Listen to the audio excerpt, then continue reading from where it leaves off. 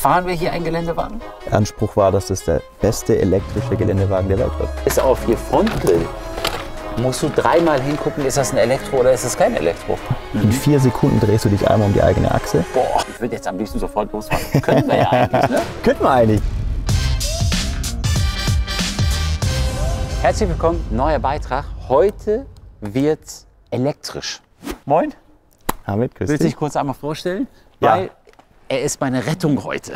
Ne? Erzähl mal. Hi zusammen, ich bin der Toni. Ich leite das Produktmanagement-Team der G-Klasse. Okay. Das heißt, ich war maßgeblich mitverantwortlich, dass jetzt hier ein Elektroauto vor uns steht.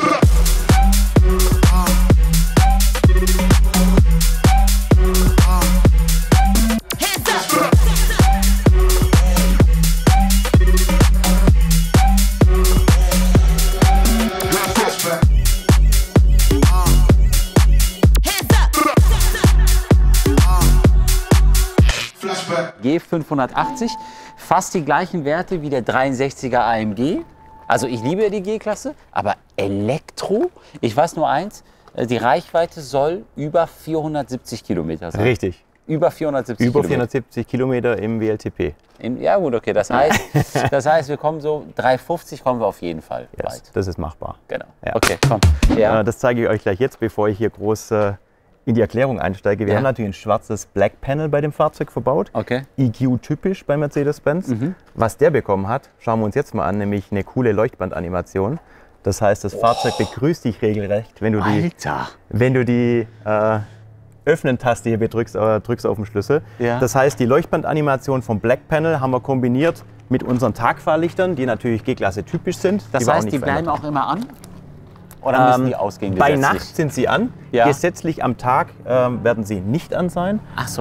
Das heißt aber, wenn du auch im manuellen Modus zum Beispiel unterwegs bist, kannst du sie aktivieren. Okay. Also mit Standlicht möglich, ansonsten nur bei Nacht an. Okay. Und bei Tag wird es entsprechend Ja, deaktiviert. das sieht schon gigantisch aus. Absolut.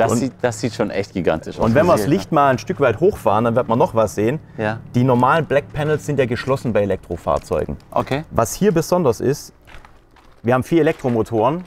Wir haben eine extrem große Batterie mit 116 Kilowattstunden. Und wenn wir im Gelände unterwegs sind, werden natürlich die Motoren und auch die Batterie entsprechend beansprucht. Damit die nicht überhitzen, ist das Ganze natürlich auch noch funktional. Das heißt, wir haben Alles einen klar. richtigen Kühler Kühler hinter hinter verbaut drin, ja, mit genau. massiver Kühlleistung, Genau. um immer sicherzustellen, dass die Batterie und die 4 Elektromotoren im optimalen Betriebszustand Okay. sind. Das heißt, wir reden hier über einen Kühlergrill. Absolut. Genau. Das Absolut. Es ist ein Kühlergrill. Im Elektrobereich, ja, genau. ja. Und was ist hier runter?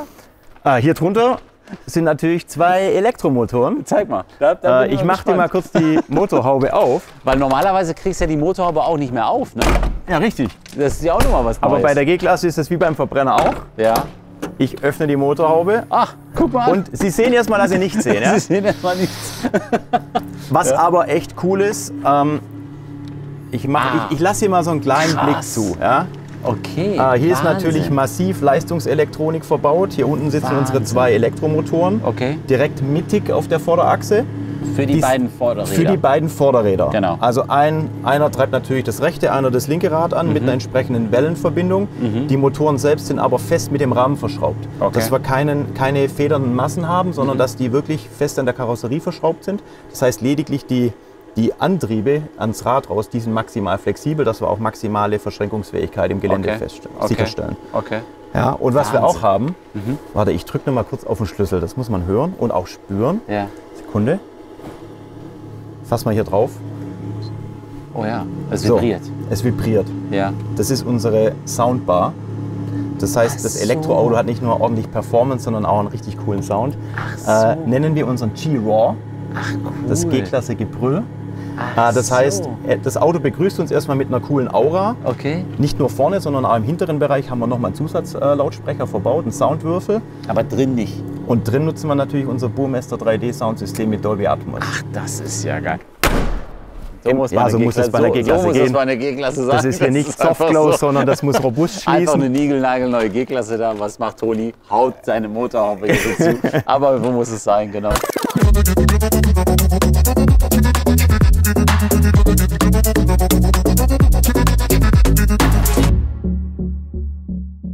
Was ich extremst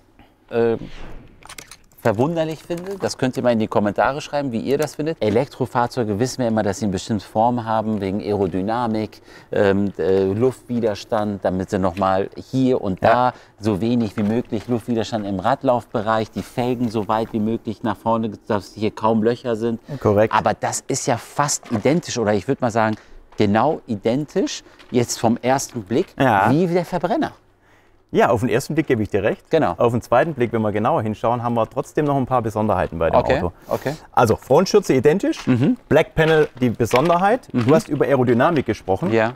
Schau dir mal die Motorhaube an. Ja, genau, ja, stimmt. Das heißt, wir haben die Motorhaube etwas höher gestaltet, aus zwei Gründen. Einmal sieht es deutlich progressiver und innovativer aus, gibt dem Auto einfach noch ein bisschen sportlicheren Auftritt, aber viel wichtiger noch, Aerodynamik. Das heißt, der Luftstrom, der jetzt hier über die Motorhaube kommt, der trifft die Frontscheibe deutlich höher. Okay. Und in Kombination mit unserer Spoilerlippe hier und mit dieser A-Säulenverkleidung, die wir jetzt abgeflacht und abgerundet haben, haben wir schon mal allein hier oben in der Front an der nach wie vor sehr steilen Frontscheibe, die haben wir nicht geändert, also Winkel nach wie vor identisch. Zum Verbrenner haben wir einfach deutlich bessere Aero-Werte erreicht. Und okay. die Ausschnitte hier, die nennen wir Air Curtains. Okay. Das heißt, der Luftstrom, der hier am Fahrzeug entlang fährt, wird hier durchgeleitet und dadurch haben wir deutlich weniger Luftverwirbelungen. Nicht nur im Windkanal, sondern auch wirklich in der Realsituation. Okay. Das heißt, hier hinten strömt die Luft deutlich smoother mit weniger Widerstand ums Fahrzeug. Okay. Und mein Ersatzrad ist hier wesentlich kleiner bei Elektro. Was ist hier drin? Ja, mach doch auf. Das ist jetzt... Dann siehst du es. Ach, guck mal an. Ja. Mein Kabel. Das ist ja cool. Und jetzt ist hier Elektro ran.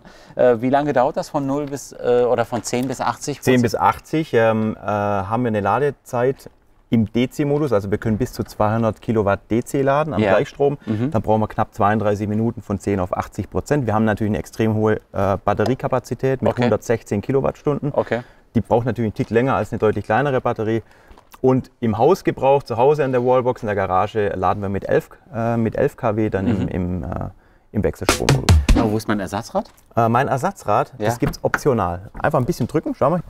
So, Okay, alles klar. Ja, wichtig. Die Edition One, die wir hier vor uns sehen, kommt standardmäßig mit dieser Designbox. Okay. Immer 1/3 in schwarz, dass die perfekt hier in die Heckscheibe integriert ist. 2/3 in Wagenfarbe.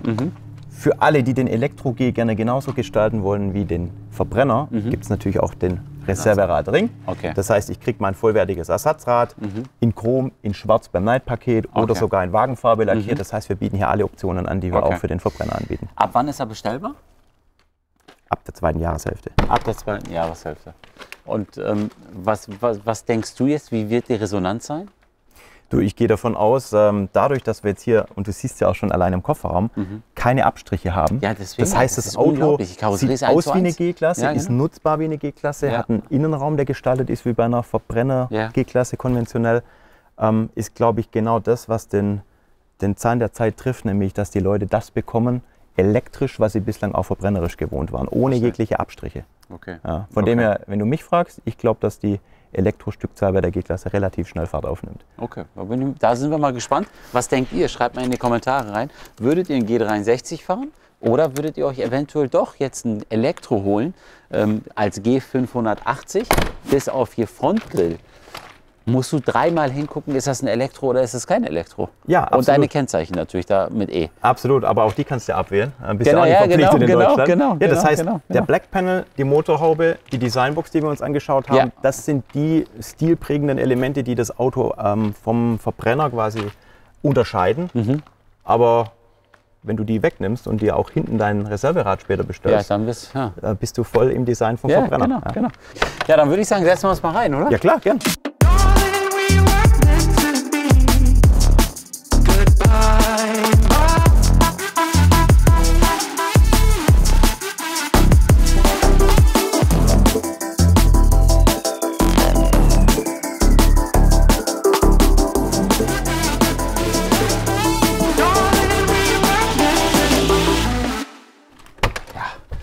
Eine Sache fällt mir sofort auf, Toni. Schieß los. Mal gucken, ob der Fachmann der Fachmänner das auch merkt. Guck mal raus. Fällt dir was auf? Sieht aus wie immer. Ich merke sofort, dass was fehlt. Jetzt ja auch, was fehlt dir? meinen Aufkleber hier oben, meinen Motor einzufahren. Ne? Bis 140 km/h, die ersten 1500 Kilometer oder was? Ja, genau. hast du recht. Genau, und dann nicht über irgendeine Drehzahl. Ja. Das hast du hier natürlich nicht. Hier kannst du sofort, gib ihm. Richtig. Genau, Den Motor genau. musst du nicht warm fahren, Genau. den musst du nicht einfahren, da kannst du von Anfang an Gas geben. Geil, Ja? geil. Hier ist aber nichts drin, wo ich sofort so ein Elektrowagen-Feeling habe. Weißt du, was ich meine? Das ist ja für mich als absoluter Verbrennerliebhaber sehr wichtig. Aber eine Sache habe ich hier, was ich bei den Verbrenner definitiv nicht habe. Und zwar kann ich hier eine Schildkröte sehen. In meinem Display. Die Schildkröte, Ja. damit würdest du aber auch beim Verbrenner sehen. Echt jetzt? Ich hoffe aber, du siehst sie nie, weil das würde bedeuten, dass deine Motorleistung eingeschränkt ist. Oh, echt? Ja gut, deswegen kenne ich es noch nicht. Aber ich sehe hier, wir haben gerade 90%. Also hier könnten wir sofort los. Hier könnte man sofort los und Genau. dann wird man auch... Hier könnten wir auch sofort drehen. Das Video müssen wir euch mal einmal einblenden, was ihr in Las Vegas gemacht habt. Aber drehen und weiter geht's. Okay. Darf Genau. man das im normalen Straßenverkehr? darf man nicht. Okay, verstehe. Technisch hat das Auto natürlich genügend Power, dass Klar. wir es auf jedem Untergrund machen können. Aber je loser der Untergrund ist, je mehr Geröll, Sand, Ja. Schnee, Eis, Klar. desto leichter tut sich das Auto natürlich beim Drehen und desto dankbarer sind die Reifen. Die Weil Reifen. das sind die am meisten leiden unter so einer, Absolut. unter so einer Aber Fahrfunktion. hier sehen wir, bei der Grafik sehen wir ganz klar unsere 4 einzelnen Elektromotoren Korrekt. pro Rad, pro Achse sozusagen. Korrekt. Genau. Das heißt, du hast die 4 Elektromotoren, Mhm. du siehst ja mit dem kleinen Zahnrad, jeder Elektromotor hat nochmal dieses Untersetzungsgetriebe, wo ich vom On-Road-Fahrprogramm High Range ins Offroad-Fahrprogramm Low Range wechseln kann. Und sobald ich das aktiviere, leuchten die da auch entsprechend. Ah, okay. Und dann im Endeffekt kann ich den Cheat-Turn aktivieren. Und sobald ich jetzt mal hier drauf drücke, schau mal, was passiert, kriege ich hier eine richtig coole Animation. cool. Das Das heißt, ist ja die zeigt geil. dir auch schon, was das Auto jetzt gleich machen wird. Cool. Und sobald es aktiviert ist, hast du die Möglichkeit zu entscheiden, ob du dich im Uhrzeigersinn oder gegen den Uhrzeigersinn drehen möchtest. Okay. Und dafür musst du nur sicherstellen, dass das Lenkrad immer schön geradeaus zeigt. Okay. Jetzt drehen wir uns rechts rum. Das heißt, du ziehst rechts an deinem Pedal, an dem du sonst die Gänge hochstellst bei deinem Plus. AMG. Das heißt, da ist noch ziehst du Plus. hier rechts, Genau. hältst das Pedal auch, dass Ja. das Auto weiß, ich möchte rechts drehen und dann gibst du einfach nur noch Gas. Und dein Lenkrad bleibt gerade. Lenkrad immer gerade. Wichtig, du darfst auch nicht lenken. Die Räder müssen alle 4 gerade ausschauen. Boah, das Und ist ja dann- eine Riesenumstellung dann. Ja, richtig. Weil du machst ja automatisch. Ja, das ist der Effekt, den die meisten haben. Sie drehen sich und dann, wow, ich drehe rechts. Und dann bricht natürlich die Funktion ab, denn die Räder müssen geradeaus stehen. So, alles klar. Okay. Und wichtig ist, das Auto dreht dann so lange, du das Pedal ziehst Ja. und auf dem Gaspedal bleibst. Ach Sobald so. du das Pedal loslässt oder vom Gaspedal gehst, Bricht hält es das, ab. Auto, sofort an der Stelle an. So many days getting colder too, slowly getting all that I'm living in. Aber eine Funktion zeigt er mir auch an bei Schildkröte, was ich überhaupt nicht gut finde. Da ist eine Espresso-Tasse und da steht off. Das musst du filmen, das ist so geil. Das steht die ganze Zeit drauf, das ist echt genial. G steht für Geländewagen. Fahren wir hier einen Geländewagen? Wir fahren einen richtigen Geländewagen. Ist das so? Anspruch war, dass das der beste elektrische Geländewagen der Welt wird. Okay. Das heißt, wir haben hier keine Abstriche gemacht im Vergleich zum Verbrenner. Okay, Das Auto kann alles genauso gut oder sogar noch besser als der Verbrenner. okay. Das heißt, beim Drehen, Mhm. um das nochmal kurz aufzugreifen, hast du auch richtig Spaß. Mhm. Das geht nämlich verdammt schnell. In 4 Sekunden drehst du dich einmal um die eigene Achse. Boah. In 8 Sekunden zweimal um die eigene Achse. Das heißt, du kannst da einfach im Kopf mitzählen, 21, 22 und du weißt, du hast einen 180 hingelegt und kannst jetzt direkt in die Gegenrichtung weiterfahren.